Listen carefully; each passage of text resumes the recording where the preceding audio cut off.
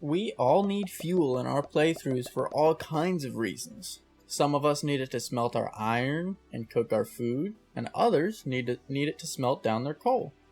Regardless, it is essential, and a kelp farm is my favorite way to get self-sustaining fuel production in my base for both early game and late game.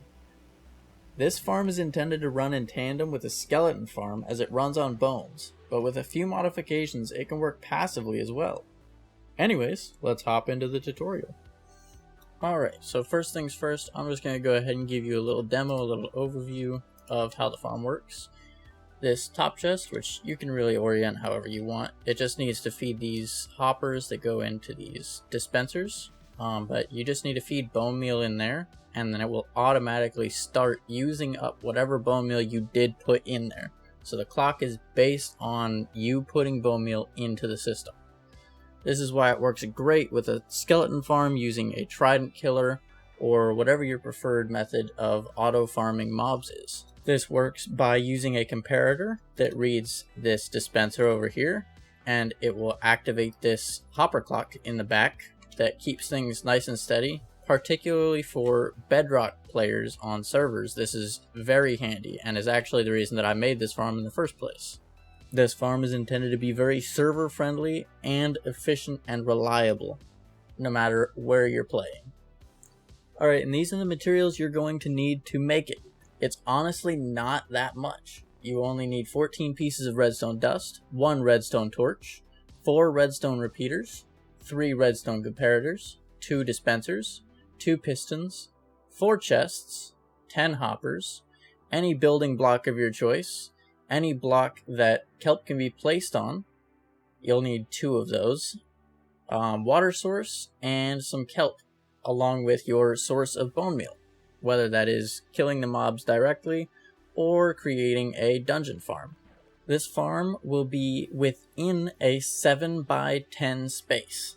This is the first layer, which is the actual hopper clock setup that links to all of your dispensers. Everything that you see here is pretty straightforward. All the repeaters are set to default. All the comparators are set to default. The only thing that you cannot see here is I put 1 item, and it is important to put only 1 stackable item into this hopper.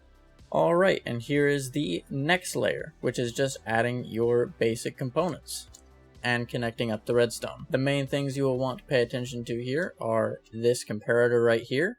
It needs to be coming out of this dispenser. It will be reading the dispenser to see when bone meal is inserted into that, and it will deactivate this torch, which will in turn allow the hopper clock to start working. And you can see the pistons are coming out of this corner. This hopper is being read by this comparator on an opposite corner of this comparator, which is what gives you the perfect on-off timing. Once you've reached this stage of the build, it's really up to you how you would like to finish it. My favorite way of setting it up is just like so. I put a chest, double chest, right in front of these 2 hoppers, and that is my output for where I get my kelp. And then I have a layout of hoppers that go and split the bone meal evenly, going left and right, and a double chest on top of that. For the most compact design for your water, make sure you put the water source in the hopper. So go ahead and right click your hoppers with the water bucket and waterlog the hoppers. This allows for the water flow to go back down on top of the kelp. This is critical because if you don't do this, you will not get any kelp growth because the water source disappears before the kelp can grow. Anyways, that's just about it. You'll want to make sure you hook up this farm to a smoker furnace array.